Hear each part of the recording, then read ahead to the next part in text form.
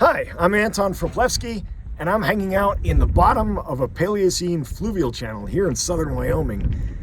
This is the Thalweg scour surface with a channel lag deposit sitting on top of it. Below me are some sandy bar forms. Above me are some younger sandy bar forms.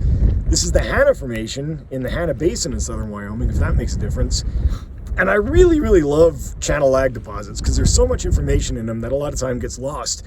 There's rip-up class, there's extra-formational class, but there's also a lot of biogenic information in this, paleontological data that's good from a chronostratigraphic point of view, from a biostratigraphic, and from an environmental point of view.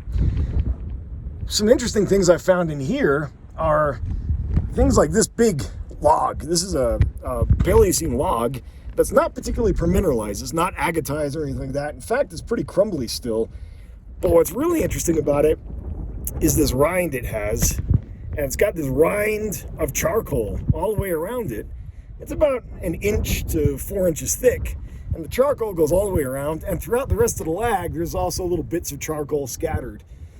So this is not wood that got charcoalized after it got buried. This is wood that was charcoalized while the tree was around.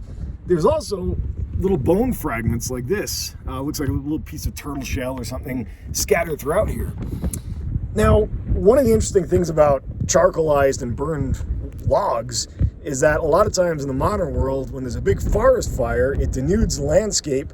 The trees lose their capacity to absorb water during heavy rains and runoff, and the result is the next time there's a big heavy rain, there's a lot of slumping, a lot of movement of debris into the channel because there's nothing to stabilize, there's nothing to suck up that water, so everything kind of liquefies and goes into the channel. We see that a lot in the western states like California, for example. There's a big fire, then the next rain, there's mass mobility of sediment.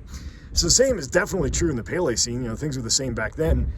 So it'd be pretty easy to reconstruct a series of events where there was at some point prior to this channel incision a big fire. Trees like this one got scorched, their outer surface was completely cooked, the tree lost the ability to absorb water, and as a result, during the next storm, there was a massive runoff, and that runoff picked up all the debris and all the sediment, including logs, including whatever was dead laying around on the channel floodplain, on the channel bar tops and on the floodplain, dumped it all together into this hash. So we've got logs, we've got wood, we've got bones, we've got gravel, we've got rip-up class, we've got the whole works here. So channel lags can be pretty interesting. If there's anything time significant in here, any chronostratigraphically useful fossils, they would really help nail down, of course, the age of this deposit as well. Right now, there's nothing really substantial in here, just some turtle shells and some wood, and we can't really do much with that. We know it's Paleocene, we just don't know how Paleocene it is. So anyway, that's just kind of a cool little interesting thing to keep an eye out for when you're looking at fluvial systems. Keep an eye on what you see in the lags, because there's a lot of interesting things beyond just rip-up clast and gravel. There might be some really interesting environmental signals as well. I hope this was sort of interesting. Maybe you learned something, maybe not. If you're a geoscientist, get out and stick your nose into some channel lag deposits. Look around at the base of these things.